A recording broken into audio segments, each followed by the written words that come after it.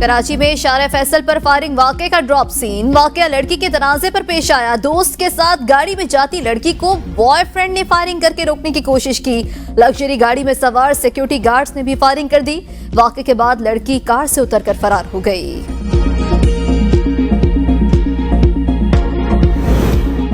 इस्लामाबाद में गोलरा मोड़ के करीब मोटरसाइकिल सवार 3 मुल्जिमान की पुलिस पर फायरिंग। पुलिस हिरासत में मौजूद हालिया बैंक डकैतियों में मुलविस मुल्जिम हलाक हो गया। बुलेट प्रूफ जैकेट्स पहनने की वजह से पुलिस एहलकार फायरिंग में महफूज रहे। महंगाई में पिसे आवाम के लिए खुशखबरी। बिजली 1 रुपया 28 पैसे फी यूनिट सस्ती। कमी सितंबर की माहाना फ्यूल एडजस्टमेंट के तहत की गई। नेपरा ने नोटिफिकेशन जारी कर दिया। कमी का तलाक लाइफलाइन और के इलेक्ट्रिक सार्फिन पर नहीं होगा।